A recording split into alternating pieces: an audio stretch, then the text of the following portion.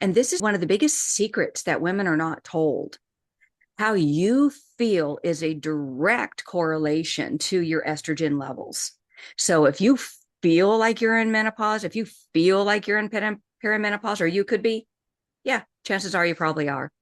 But it's not those terms you should worry about. It is estrogen, because you can prevent perimenopause and menopause if you fully restore your estrogen.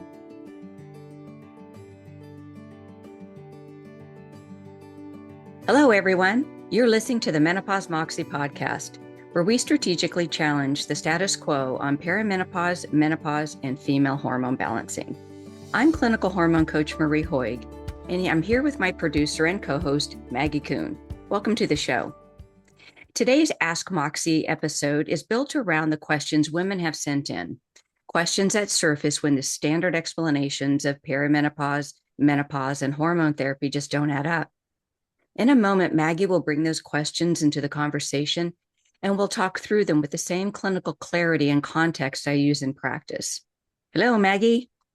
Hey, Marie. The Ask Moxie episodes are always so great because they really resonate with women, and because they're giving them something that they rarely get, which are straight answers grounded in clinical reality.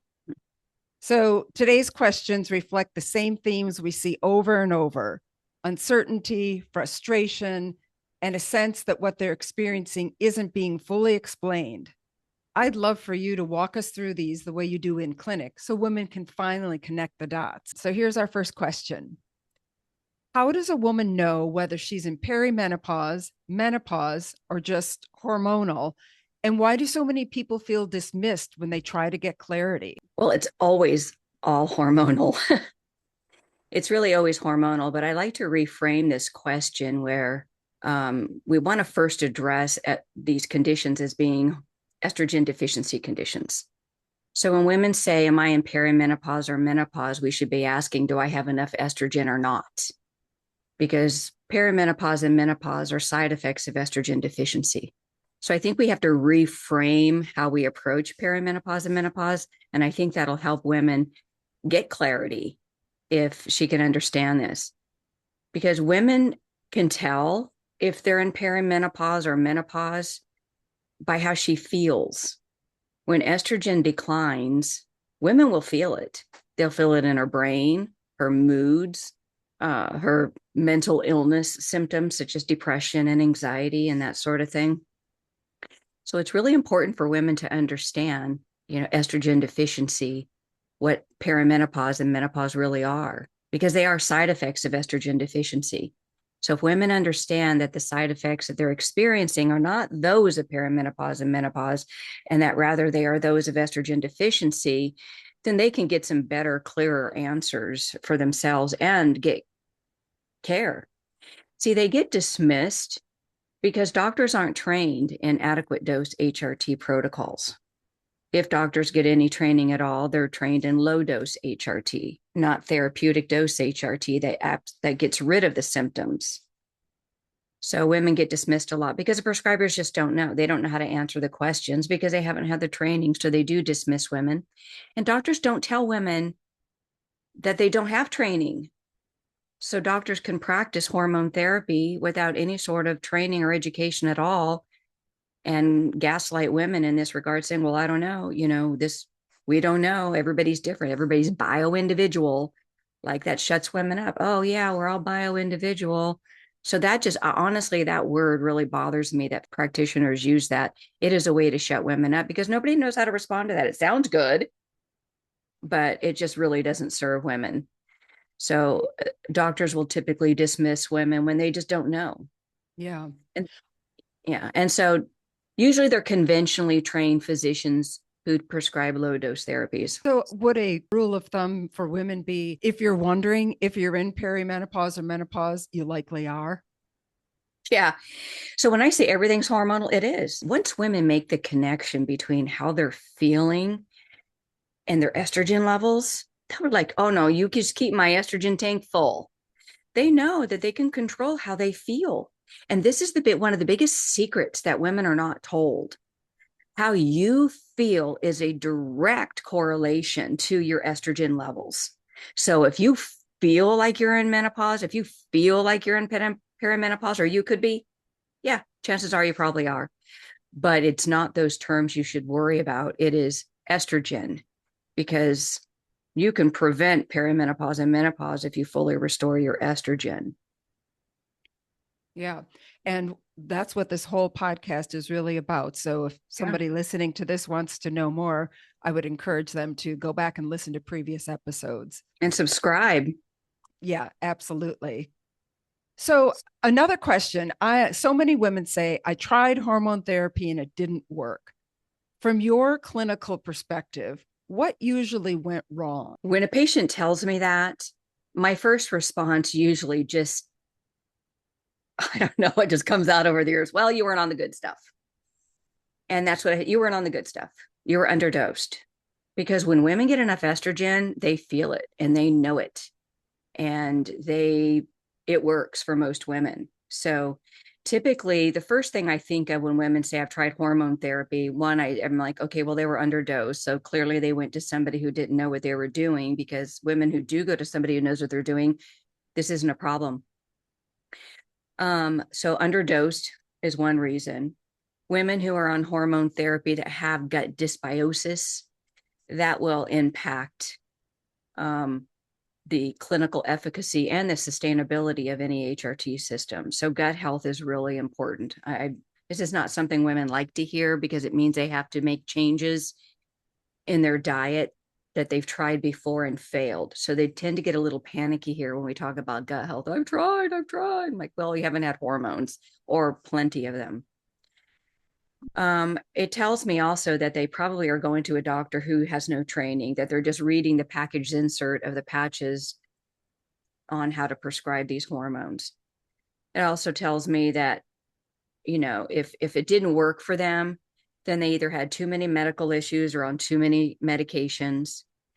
They have a negative attitude towards hormones, and they were possibly non-compliant or looking for absolutely every reason to be unhappy about them. We've seen this negativism, and we've talked about it in previous shows. And really, Maggie, there is a extremely small percentage of women who just don't do well on HRT, and where we've tried everything. But I'd have to say that this is probably somewhere about, maybe about 5%. I want to say 3 to 5%, but I'm leaning more on like 5%. Women need enough estrogen for it to work, for any protocol to work. No protocol, no HRT protocol works if estrogen is underdosed. It needs to be managed in the hormone sweet spot forever for a woman to get the benefits from it. Well, that's a really clear bottom line. And it leads into our next question, which is the fact that lots of women are still terrified of estrogen. They hear cancer, blood clots, and stroke, in the same breath as estrogen or estrogen therapy or estrogen replacement. So how do you address that fear without minimizing it? Well, this is the part where I really have to educate patients, and why our program is so important for women to consider, because women have to understand estrogen. They have to understand how much they need. They have to understand the protective benefits of estrogen when it's dosed correctly. It's cancer protective, it's cardioprotective, it's neuroprotective. When women finally find out just how protective estrogen is and how good estrogen makes women feel, then they start to calm down. And I usually bring up the fact that it's estrogen that protects women against cancer, and that if estrogen caused cancer, that pregnant women whose estrogen can get up over 40 to 50,000, where I manage mine between 3 and 500. So you can imagine a woman with, levels of over 40,000, that they're not at risk for cancer. In fact, it's the most cancer protective, because a pregnant woman's life has to be insured so that we can go on as a species. And so estrogen is utilized in creating this fetus, this infant. It also acts as a protectant against any sort of diseases the woman can be subjected to when her estrogen is low, and it's not there to protect her. So when I tell women that, oh, your estrogen, if you had children, your estrogen went up very high, and that's the most cancer protective. And women typically get cancer when estrogen is low. Even young women who got cancer, breast cancer at a young age, if you checked her lab levels, chances are her estrogen would have been deficient. Women with plenty of estrogen just don't, they're just not susceptible to cancer. And Yeah. so I try to educate them as much as possible. But if a woman still believes that estrogen, and I try to get this before they make a commitment to one of our programs, because if a woman has any doubts at all or has fears, it just won't be successful. And our job, and my job as a clinical hormone coach, is to walk the patient through this process to get to the hormone sweet spot so they have plenty of estrogen, so they don't have to worry about cancer. They don't have to worry about heart disease. They don't have to worry about hot flashes and heart palpitations and those sorts of things. Saying estrogen protects everything down to the nucleus of every cell. So the more women understand this, the better they can feel, and they can find practitioners who know how to prescribe hormone therapy.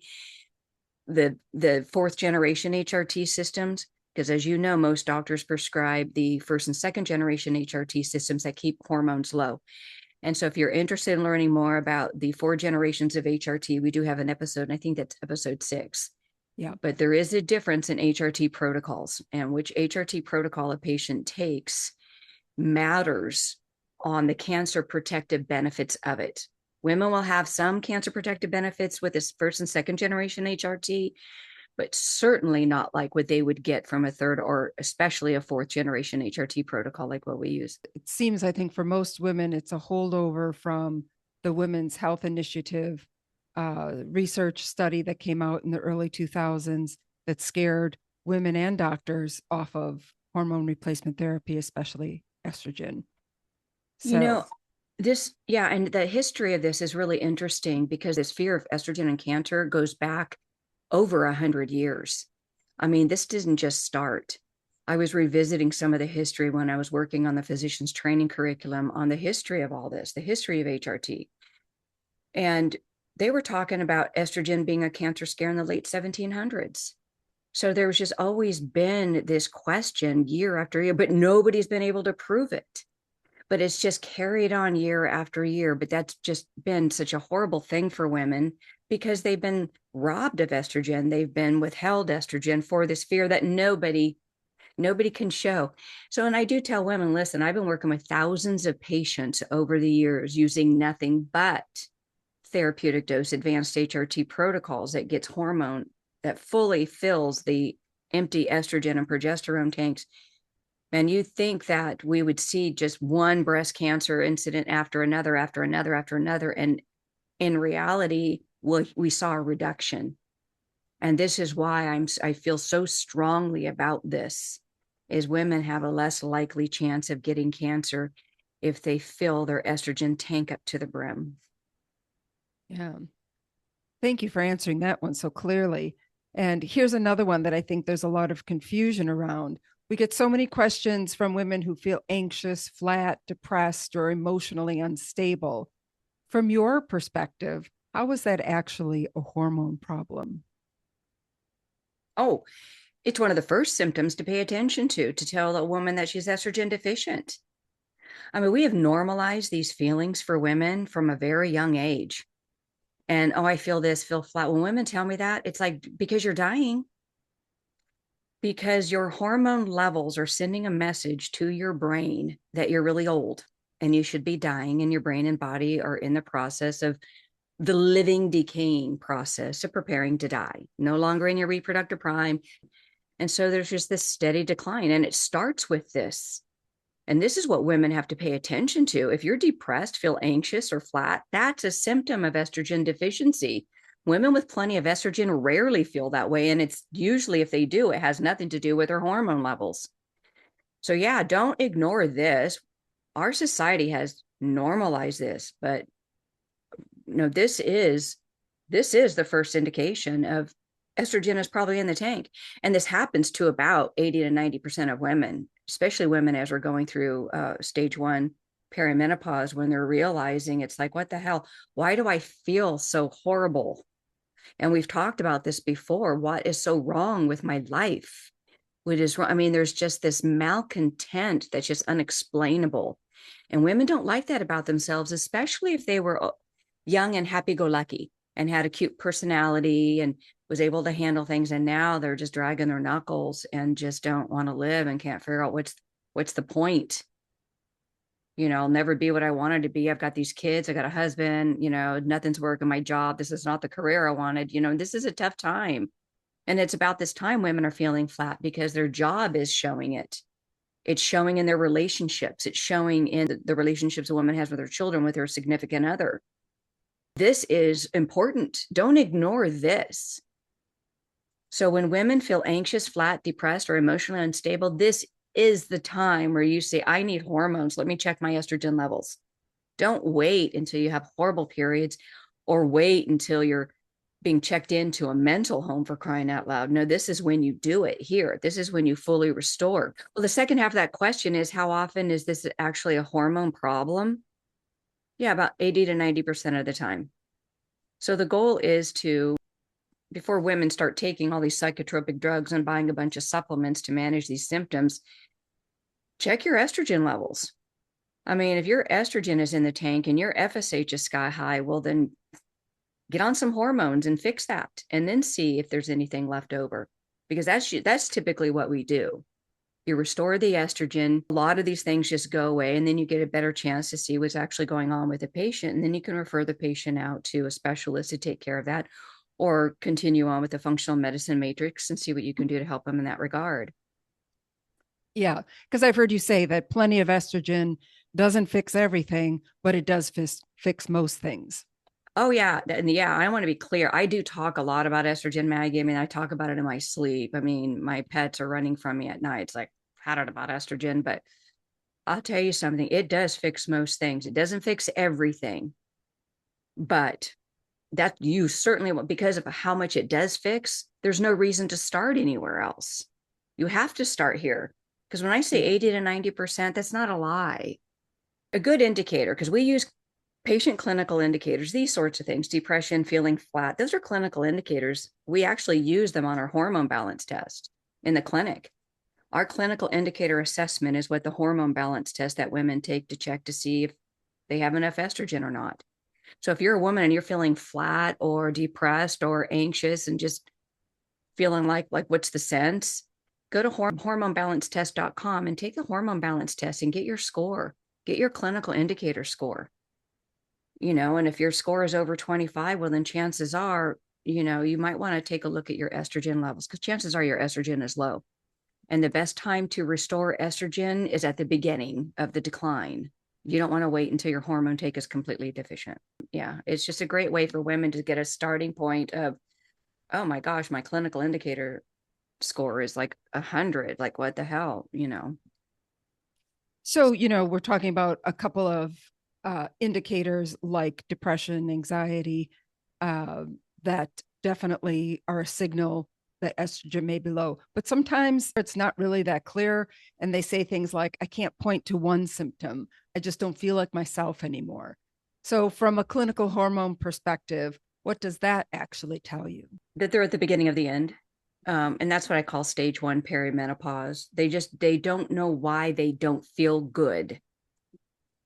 And depending on the patient's clinical category, this moment can mean different things. Like women who have been very healthy most of their life, and their only real crime is their ovaries are failing them. This to them is like, what is like, this is the first rude awakening for them, because they're used to being healthy, they're used to feeling good all the time, and now they're not, and they're don't know what to do about it because they don't like taking things or doing things, and so this makes it tough. Women in category 2, 3, and 4, there's usually more than one thing going on. So when somebody says it's not just one thing, I'm just like, okay, well, tell me what else is going on, because I'll tell you something right now, there's usually a menstrual cycle issue going on at the same time. So typically my first question is, tell me about the health of your menstrual cycle, because the symptoms that women feel get worse the lower estrogen gets. So when somebody tells me I'm feeling blah, I'm like, okay, because women on estrogen, as you know, Maggie, don't feel blah.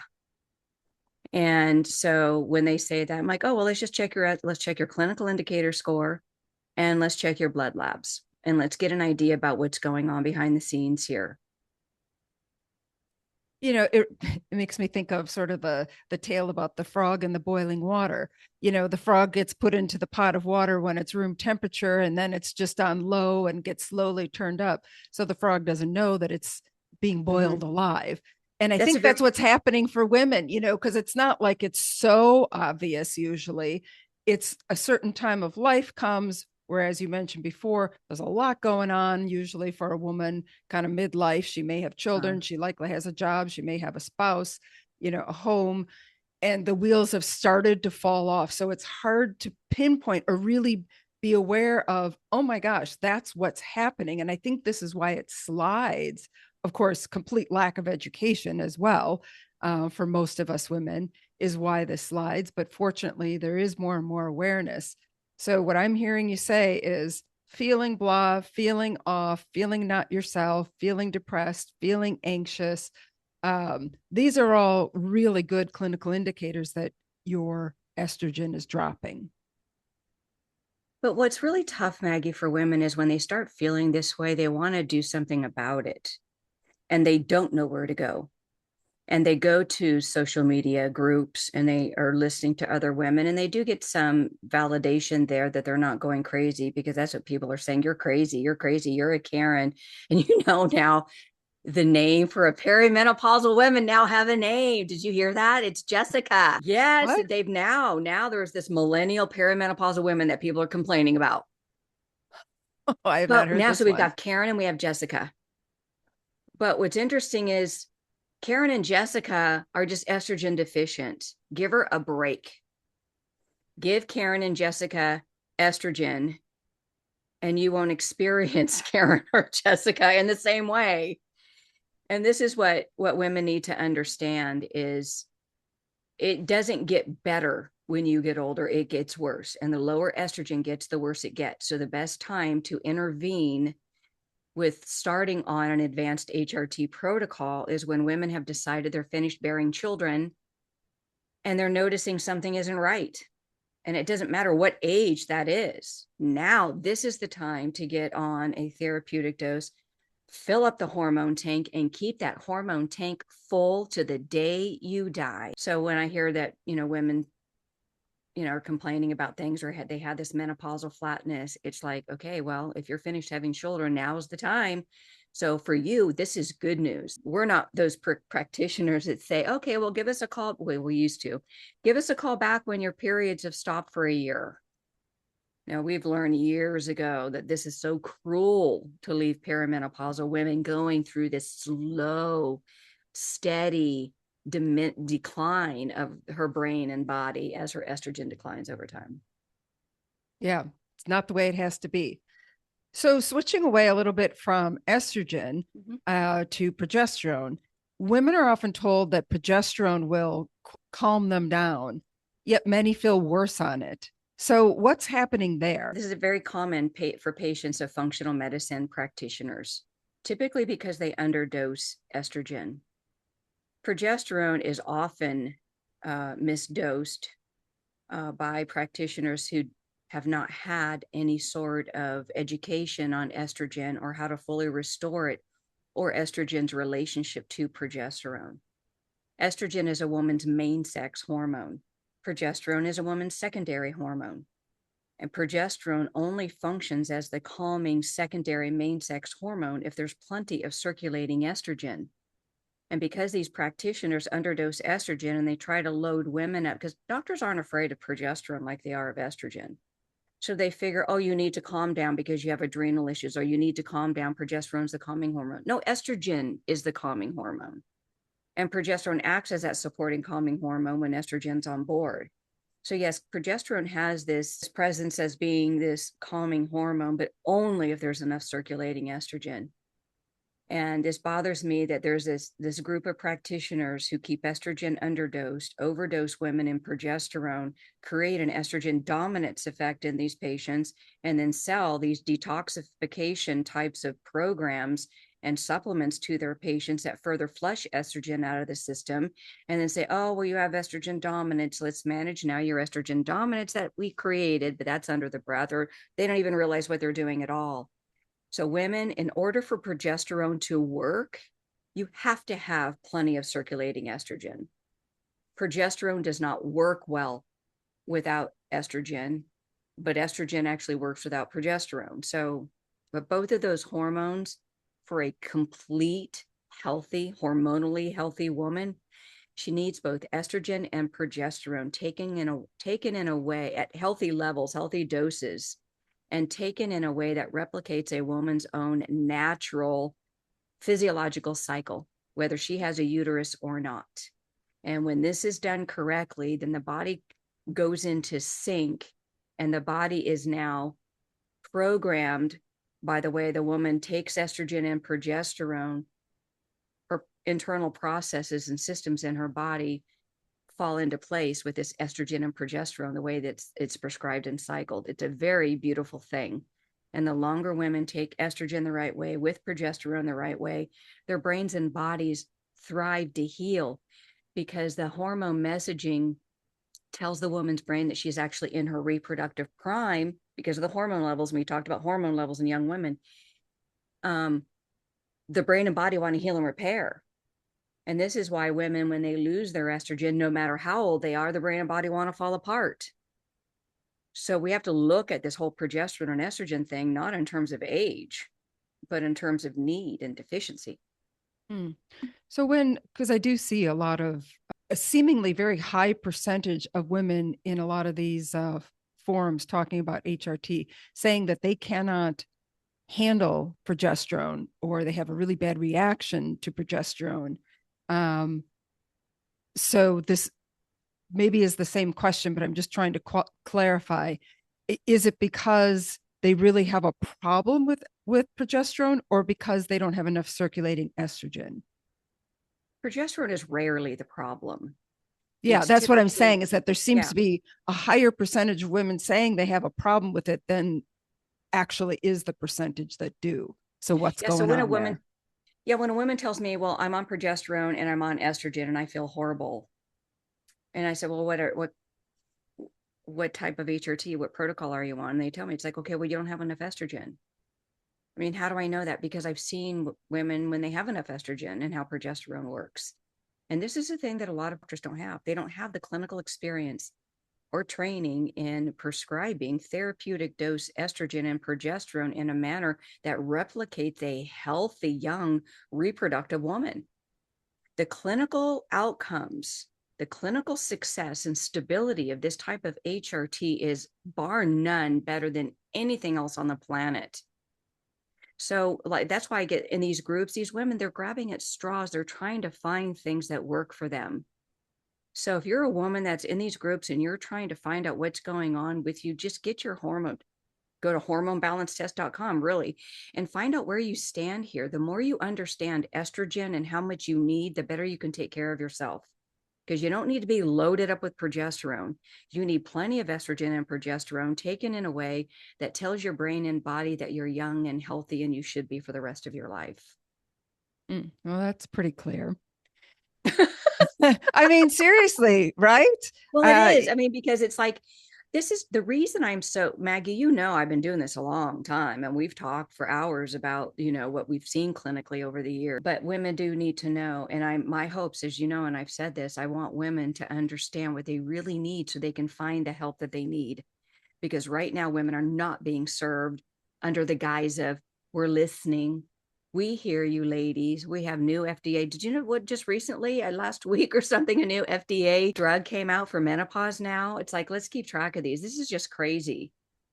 Yeah, because right now, well, as it stands, conventional medicine, keep hormones low, and then let's prescribe these FDA approved menopause drugs and sell $800 to $1,000 worth of supplements to patients to manage the symptoms that women wouldn't have. And this is why it's so important, where women have to take their own health into their hands. And it's unfortunate that it's that way, but it is. well, speaking of some of these varying approaches and doctors who poo-poo this and that, a lot of doctors will say that labs don't matter and to treat symptoms instead, treat only symptoms. Why do you strongly disagree with this approach? Through the years of education, like I mentioned, there wasn't an HRT training course that we didn't attend for many years, like for 10 solid years. And so we hear all schools of thought. Oh, you don't need to take labs, just go by symptoms. You don't need to deal with the symptoms, just go by the labs. And, of course, like I mentioned, with anything else that we learned, we take it to the clinic if it sounded reasonable. And then we would see. And because we take labs once every 4 months on patients, well, now we do because we see it's necessary.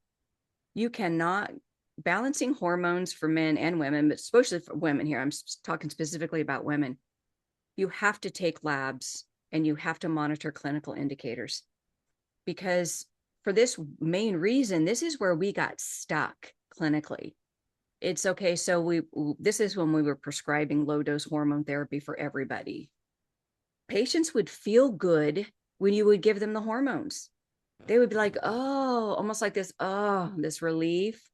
Their brain's working. They feel good. They see the light at the end of the tunnel. They're getting through their day with plenty of energy and they're not petering out and they just feel good. Would you say this patient's hormones are balanced?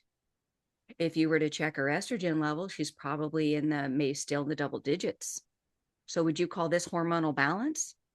Because what we found was this is short-lived with this protocol because the hormones are underdosed. When women get low dose estrogen, they'll feel good in the beginning, but then they'll go back to feeling the way that they were before they started because it's like a drop of water on a desert floor. I mean, when you give women low dose estrogen and their brain and body are requiring so much more than the minuscule droplets that women are handed out, it's just crazy the difference. Well, that explains what you're talking about right there. It explains another really common issue that I read about and we get questions about, which is I'm on HRT, but it stopped working. And you just explained what's likely going on there. And also, really, it is those two things. We found that it's not just labs. We can get patients labs in the right ranges. Yeah, we know we have a pretty good idea about where we're going when we see a patient. It's like, okay, this is where we're going. And then we're going to do this technique and process to get there. And so when women are on low dose HRT and we take their labs, because doctors will tell them, oh, you're on hormone therapy. You should be balanced. You're on the maximum dose. You should feel fine. But because women's brains and bodies require so much more, they start to not. And you've heard me say this over and over. When women finally get enough estrogen, they stop asking. They become estrogen satiated. They're not estrogen starved anymore. And though you can feed somebody a meal, one meal, a starving person a meal, well, that's not going to take care of him for life, maybe in that moment, but he's going to go back to being starving. And so what are you going to do? You have to keep it up. You have to keep it up and you have to give them more until they're full. You can't just give them a little bit. And well, how come you're hungry again? I just gave you a cracker. It's the same way with estrogen. This is why we use both labs and clinical indicators, symptoms, to determine the hormone sweet spot because you can't go by one or the other alone. So we know that women do best when each hormone is hovering in each hormone's optimal range and that clinical indicator score is suppressed under 25. And this is what we refer to as the sweet spot. We know this. How do we know this? Because we've been doing this for so long. So yes, we do both clinical indicators, symptoms, and blood work. And that's how we know if a patient's hormones are balanced. So if you're a woman and your doctor can't tell you if your hormones are balanced or not, or when that's going to be, it will never be. If there isn't a clinical destination that your doctor is shooting for, this will be nothing but an exercise wheel of managing symptoms on low dose HRT and FDA approved menopause drugs. And this is the way it is for most women. Maggie. I know. I'm so grateful I found you, Marie. It's been life changing for me, seriously. And I was going to doctors that called themselves hormone experts, even. And they talked a good game, and I trusted them. I believed them. I don't think they were bad people, but they did not know what they're doing based on what I now know working with you. But you thought they did based off of the language we'll balance your hormones. We're hormone experts. We're hormone balancing experts. We're menopause experts. We're perimenopause experts. Well, you're experts at keeping women in perimenopause and keeping women in menopause. So when I hear this, oh, we're going to navigate or manage your menopause, why would a woman want to manage her menopause for life? I'd rather manage my estrogen levels in the right ranges so I have no other symptoms to manage. It won't be long till women realize that they've been underdosed, because sometimes women will get a taste of more estrogen and they're like, oh my gosh, where can I get more of that? I know the goal of this podcast and your whole practice is to get this word out to women that they need a lot more estrogen than they think and that they've been told. Than what they've been told. Yeah. And they have more control over how their brains and bodies function than they've been told. Our practice is for women who are tired of jumping from one doctor to the next, who want their hormone tanks filled up to the brim for life so they don't have to suffer the side effects, the negative symptoms of perimenopause or menopause, which are really the side effects of hormone deficiency. We talked about this a little bit in the beginning, but I want to bring it up again because we often hear, I'm only 38 or 41 or 44. My doctor said I'm too young for hormone therapy. How do you answer that? No woman is too young for HRT.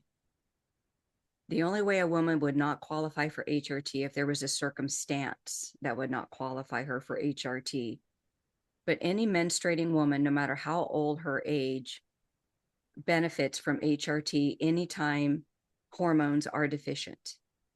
We have women in their 20s on HRT, be it their HRT protocol is different than mine. My needs are different. So I'm on a 4th generation HRT system. Young women are typically put on a 2nd generation HRT system to meet their needs. And then when they get into, when they're finished having children, then we put them on a more advanced protocol so that we can maintain those levels for life. So there's never a day in a woman's life, as you heard me say hundreds of times, that women feel good without estrogen.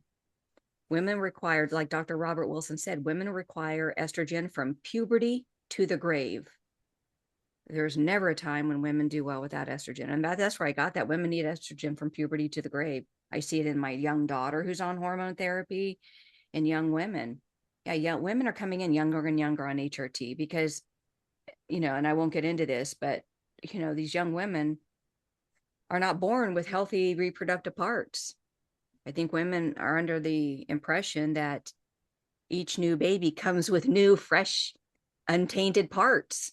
And that's not what's going on at all. These women who are hormonally deficient when they give birth to children typically give birth to children who have broken endocrine systems, who have challenging reproductive systems. This is why we see a lot more hormonal imbalance in young women. But unfortunately, these young women are put on birth control pills and antidepressants and told they're crazy for life.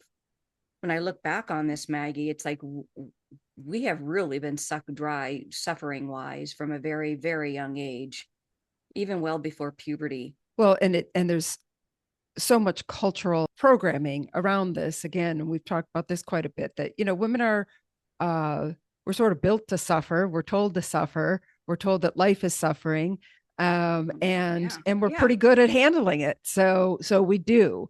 And then we find out at a certain point maybe it doesn't need to be all suffering, and we could actually feel good, and it doesn't all have to be decline.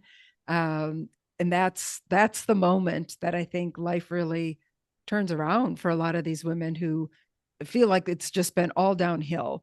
And in fact, that's a little bit this next question, that many women describe a sudden shift almost overnight where everything goes downhill. Everything feels harder physically, mentally, and emotionally. So what's actually happening hormonally when women describe it that way? There tends to be a group of women who are very driven, who cannot stop their life because of their estrogen deficiency. They have to keep plugging along. These women tend to, and they're typically kind of type A women who running a business, managing children, raising single moms, raising children, where they are literally burning their adrenals. And then this is redlining it. So when women's stress level is more than what their estrogen levels can handle, the cortisol will kick in and women will start to redline it. And they will get into and create this adrenal fatigue type life where they don't have a choice. They get up out of bed and they make themselves against all bodily functions. But as you know, um, you can't redline a car forever. You can't redline forever. There's only so much estrogen can handle, and then cortisol will kick in, and there's only so much this cortisol works. And then you either have to supplement cortisol, calm the brain down, or restore estrogen first and then supplement cortisol. I mean, it's like they're a different, I find they're a different group where they're just absolutely crashing. They've been without estrogen, their stress levels are high, they're burning their adrenals, and then now it's just like everything is coming out, and it is I do not know how I'm going to cope, like, because they have pushed it to the nth degree. And they're used to pushing it and they just keep pushing. And they can't, and they're realizing their body cannot keep up. The car is falling apart as they're driving down the highway because they have gunned it, and the body cannot handle it. Women cannot drive their brains and bodies without estrogen. It's like doing that without oil in the car. I mean, it's just not going to work. So women have to really look at just how much estrogen do I need to function every day with my brain, my body. So that's why I'm big with estrogen education. The more women understand how much they need, it's like, oh, I shouldn't have to feel like if everything is feeling harder, then chances are the estrogen is tanking. It is out of the optimal range. It is out of the sweet spot range. And the lower it gets out of that sweet spot range, the worse women feel and the less they can cope. And then their adrenals will come in. And then when the adrenals come in, when the cortisol kicks up, it further suppresses estrogen. So it makes it worse. So women don't even have estrogen. And if they are taking estrogen, even low dose estrogen, and they're redlining it all the time, they won't have access to this low dose HRT because the cortisol is just controlling everything at this point. So a woman can have adequate levels of estrogen, but if her cortisol levels are just through the roof, it'll feel like she has no estrogen at all, even though her labs show that she does. So the sudden shift tells me, I start asking questions of, what do you do for a living? Are you married? What's your menstrual cycle quality like? Because this gives me information on the type of woman. Is she driven? I have 2 kids. I'm running a business. Just got a divorce last year. Kids are in school. I mean, it's just like, it's just like, got to get this done, got to get this done, got to get this done. And it's interesting to watch these women go through the process because their brains start calming down. And now they start going back to being the woman, but better, the woman they used to be, but better, because now their brain is actually working for them. And the creativity, the stability, the emotional stability, the contentment, the interpersonal. I mean, it's amazing the things that estrogen helps women with. Well, and then that woman also then feels like she has a support underneath her because she does. It's called Oh, she estrogen. does, because she doesn't have mood swings. She doesn't have headaches. She's sleeping through the night. She has a libido. She has a spring in her step. She has energy. She can connect with her children. She can connect with other people. She can make decisions. Her moods are stable today, tomorrow, next week, next month, the same day in and day out. So there's also a level of self-reliance that women can know, oh, next month or in 2 weeks, I'm going to feel just as good today as I am now, or just as good in 2 weeks as I am now. And women, they don't have that. Women don't have that. They know that in 2 weeks, they're probably not going to feel very good. So they better not make plans, or they'll do, and they'll have to dredge through it, even though they don't feel like they can. This is why I say women have more control over their brains and bodies than they've been led to believe. And estrogen is the ticket. Mm. Another concern that we hear fairly often is that women are worried that once they start HRT, that they'll have to be on it for life, and that scares them. What do you say to that? That tells me that they clearly do not understand what's about to happen to them if they get on a good HRT system. It should really be and what they end up doing is reframing it is, oh, I get to be on hormones for life. And so our patients, it's like, oh, I get to do this. Because when women get a taste of enough estrogen, it's not stuck on. It's like, oh my gosh, I can't believe that I have this. I mean, it's like, it's hard for me because that's kind of how I feel every day without acting like a real big goober. But no, I absolutely love my estrogen, and I cannot imagine living one day of my life without it. And so I think women need to get a taste of what it's like. You won't be saying, "Oh, am I stuck on them?" No, you get to be on them if you get on the good stuff. If you feel like that you're stuck on them, that means you're not on the good stuff. Because when women But get enough of the right ones, they never want to get off.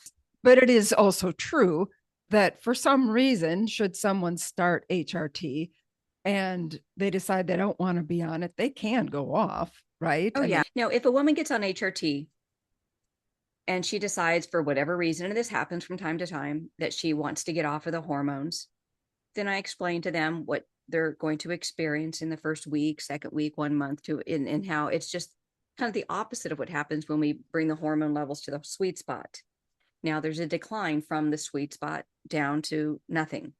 And because the patient will know that the symptoms they are experiencing, physical and mental and emotional symptoms, are due to estrogen. This is actually when women really understand estrogen, is when they've had it and they get off of it. And they're like, oh, and then they start to realize just how much estrogen was helping them. Women, when they get off of estrogen, they don't stay off long, because now they're like, oh my gosh, I can't imagine living the next, what am I, 60? I've got, when am I going to die? 80, 85, 90. Okay, what's that, 25 years? Really? The next 25 to 30 years, this is how I'm going to live? This is how I'm going to, really? I mean, the thought of that for me is just devastating. I don't want to be old and bitchy and Karen-like and depressed and moody and, not wanting anybody to be around me and irritable. I mean, it's like, who wants to live that life? but again, back to the social conditioning, Yeah. there's a belief out there that that is life. That's just what happens. You age, you get cranky, you get bitchy, your body falls apart. Tough luck, deal with it. And I think that that's part of what drives that question. But I Mm-hmm. also think what drives that question of do I have to be on it for life is also a misnomer, misinformation, misbelief that menopause is a period of time and that you get through it and over it and then it's all smooth sailing. And what I've learned from you is that oh no, the decline is continuing until the day you die if you are not And then it supplementing with gets so estrogen. bad and so miserable that people don't want to be around you, and you turn into an old lady living in a trailer park with a bunch of cats that you're feeding out on your porch because nobody wants to be around you. I mean, it's just horrible. But I tell you, when women finally get enough, it really wakes them up to their life and they realized how bad things were. And especially when they've got, like I said, when they get on them and then they get off and they realize, oh my gosh, my whole life I've been estrogen deficient and told that I was this, or this, and I was given this, prescribed this, I took this, I got this treatment for estrogen. Yeah. And yeah, it's like, I can't imagine living, like I said, I cannot imagine living my life. I feel sorry for women who actually cannot take estrogen. And we try to find a way for them to get it. But yeah, so I guess the answer to the question is, yeah, once women start on HRT, they do need to be on it for life. Because this is what I tell women. When you take estrogen and progesterone the right way, in advanced therapeutic doses, and take it in a way that's physiological, in that it's cycled, that progesterone is cycled, so that women at this point now have control over all the processes in their body. The way that women take a fourth generation HRT system is designed to restore, heal, repair processes, tissues, organs in the body, for the purpose of getting back into the game, to restarting again. Because the hormone messaging tells the brain that she's in her reproductive prime. So the organs and the tissues want to work right. And they work with the circadian rhythm. And it's the circadian rhythm that's set up by the way that this fourth generation HRT system is prescribed. So all the systems in the body, everything in the female body is dependent upon the HRT system the patient takes. So before a patient gets off of HRT, we have this conversation with them. It's like, listen, this isn't just about a menstrual cycle. This isn't just about estrogen and progesterone. Every single part of your body, down to the nucleus of every cell, is dependent upon this. And when you choose to withdraw the juice of life, because that's what estrogen is for everybody, the juice of life, you remove that, then that hormone messaging now is this woman should be dying. So that's what the brain and body do over the next few months is, oh, my estrogen's in the double digits. I should be preparing to die because we're either in our reproductive prime or we're preparing to die. And our hormone levels tells our brain where we are. Are we in our reproductive prime? When you manage hormones in the hormone sweet spot, the female brain is under the impression the woman should be in her reproductive prime and the body wants to follow suit. When a woman's, no matter how old she is, and when a woman loses her estrogen, it tells the brain that she should be dying and deteriorating and detaching from civilization. And this is on purpose. So if we know this, we can control this. And this is what women need to understand about themselves. Listen, get this picture of what I'm saying here so that you can get the help that you need so you don't have to suffer. And this is the big message really here that I'm trying to, no, you don't have to, you don't get stuck with it, but you're going to want to. And Well, if you don't, it's sort of like asking, do I need to eat for the rest of my life? yeah, I mean, no, you don't. no, you You don't don't have need to. to eat for the rest of your life, but you will die. You will want to, and you'll feel better if you do. And yeah, and that's the thing. But the message really that what I'm advocating for, Maggie, is women need to look at this for what it is. Your estrogen levels tell your brain whether you're in your reproductive prime or you should be trying to die. And women have control over this, how their brains and bodies are functioning in age. And it's crazy how you can see it when you're on and off.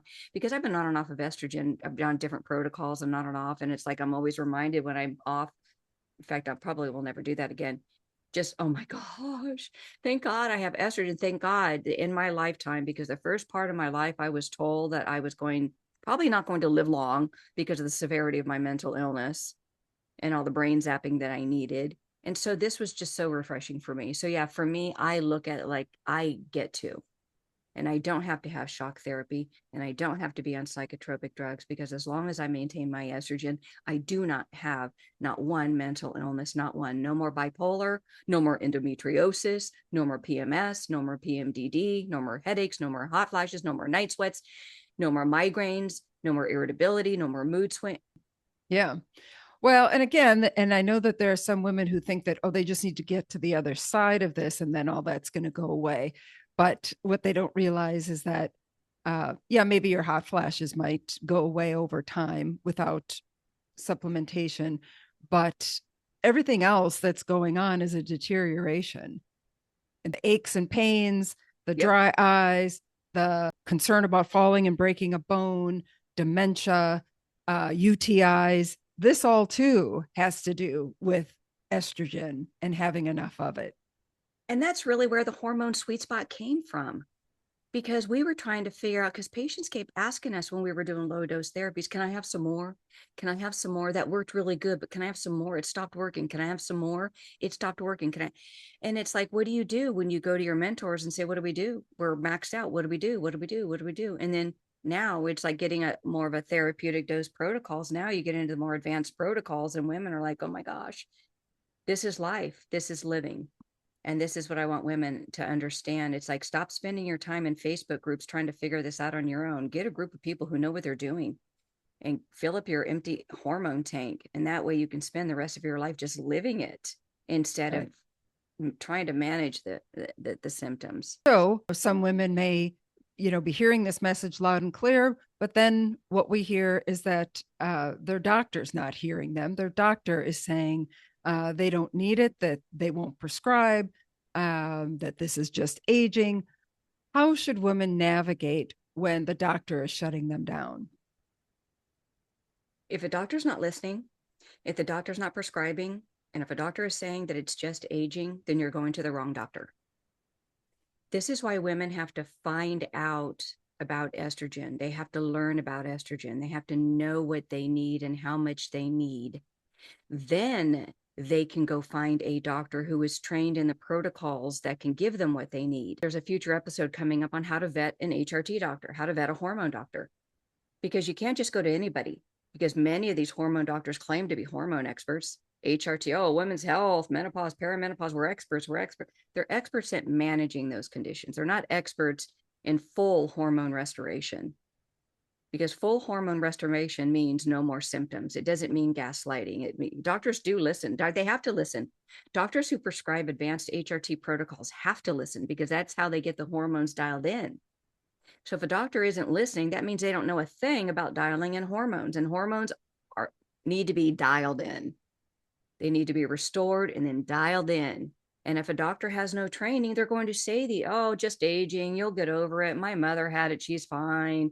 My wife, she's fine. We don't have sex anymore, but she's fine. I mean, it's like, because why? Because she shuts up now, because nobody's listening. So women just kind of shut down, or they're shelled out drugs that turns them into a shell of a woman, and they stop complaining. So my message to women is like, listen, if your doctor's not listening to you, be really listen carefully to what they're not saying and what they're not doing. Find somebody who knows what they're doing to give you what you need. But it really does start with learning about estrogen. How much estrogen do you need? Most women do real well in the hormone sweet spot. And so that's just what we recommend, because women can have too little estrogen and feel like hell. They can have too much estrogen and feel like hell in different ways than estrogen deficient, but they mimic each other. But then there is this sweet spot, the Goldilocks that we talk about, Maggie.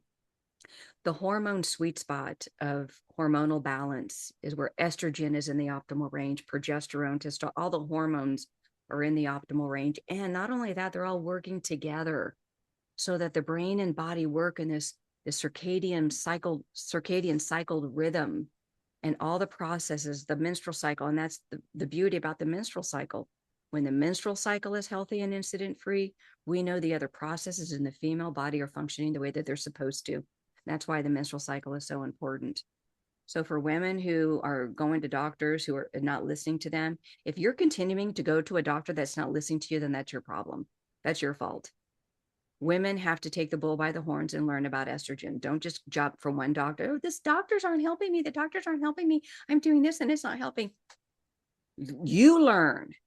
You get the information. You learn how much estrogen you need. Listen to these podcasts. Listen to people who have stepped outside of standard of care, conventional HRT prescribing, and listen to people like you and me, Maggie, who have had this experience, who've been on low dose HRT and who are on therapeutic dose protocols. It's life changing. It's like, it's not even the same. No, it is life changing, and it is a completely different approach with a different Experience. outcome. Yeah, it's just a different experience. Yeah. Yeah. The low dose is just a type of management, it felt to me. And all systems were still breaking down and heading towards, final destruction. What's interesting, when I talk to doctors who are only trained in low dose HRT systems, and I ask them, how do you know when to stop? Like, how do you know? Well, I just max out on that dose, or if the patient's spotting. And it's like, but they're still asking you, like, what do? You go, well, I don't know what to do. This is where we get our education. So, yeah. So if a doctor wants to understand full estrogen restoration, they have to go seek out treatment, because this isn't necessarily the doctor's fault, Maggie, as you know. It is, but it isn't. The doctors that are seeking HRT assistance and training, they do go to the A4M and IFM, those institutions. The American Academy of Anti-Aging Medicine or the Institute for Functional Medicine are the two main institutions that doctors go, but they're only taught low dose protocols. So as you mentioned, back to your point, yes, this is intentional. As long as women are underdosed in estrogen, doctors can intentionally prescribe and sell. But this doesn't benefit women, certainly not in the long term. Well, and I do think that, we've talked about this a lot, that just like a generation of women lost out on HRT because of that Women's Health Initiative faulty study, a generation of doctors as well. So, there needs to be some catch up here for doctors as well to really get trained and learn how to do this at a therapeutic level. Yeah, that's why we offer the advanced HRT training, clinical application training, because we need more physicians to step outside of the standard of medicine box by keeping women just miserable. Because I'll tell you something, as a physician, what's nice when you see physicians who get this training and you watch them clinically, they get so excited because it's like a medicine that they were hoping they would learn in medical school, actually getting patients well instead of managing disease. So they actually see Yeah. for themselves are actually curing patients. We can use the word cure because if a patient no longer has a condition and all they've done was take estrogen and progesterone, is that a cure? So it's more Yeah. exciting for physicians, I think, because I've seen physicians, they're just like, oh, they just love this the day they see patients who are, in the clinic. And it's easier for doctors to transition out of the low static dose HRT prescribing and say, this makes sense to me. Teach me how to prescribe hormones for women that I can regulate a healthy menstrual cycle with confidence, without fear, and so I can be successful at it. So if you are one of those doctors, hit us up at panaceasciences.com because women need doctors who know what they're doing. Well, and I would venture that most doctors who have put in the extraordinary amount of time that it takes to become a doctor did so because they want to help people. Mm-hmm. That's the primary Most, motivator. yeah. So if a woman listening feels that she's lost herself, her drive, her clarity, her joy, what do you want her to know right now, Marie? Really, I think the main message, Maggie, is you have to understand estrogen. It just starts there. How much your brain and body need estrogen. And then, really, at that point, once you get a clear understanding about, oh, I've been underdosed. Oh my gosh, I need estrogen. Now you can go find people who can help you. But certainly, the more you know about estrogen, the better you can control not only your life, but your family's living situation, your relationships, your job. Everything is impacted when women have enough estrogen. So, yeah, my main message for women is understand how much estrogen you need and then go find those people who know what they're doing to get you what you need. Marie, these questions that we've been going over today really reflect what so many women are trying to make sense of right now. And I think this conversation is going to land for a lot of listeners. Before we wrap up, is there anything else that you want to add or to leave women with today? Yeah, I guess I think the final message here is yes, I want women to know that what they're experiencing has a physiological basis to it. Perimenopause and menopause only occur when estrogen is low. And when estrogen is insufficient, the female body and brain do not function the way that they were designed to do. So if you're a woman struggling to get straight answers about your hormones, go to advancedhormonebalancing.com and book a discovery session. We'll be able to answer your questions here and to see if one of our advanced hormone restoration programs is a good fit for you. And if there's something you'd like us to discuss on the Menopause Moxie podcast or have a question for an upcoming Ask Moxie episode, send us an email at moxie@menopausemoxie.com. So thanks for joining us today. And remember, everybody benefits when your hormones are balanced. I'm Marie Hoäg, and this is the Menopause Moxie podcast.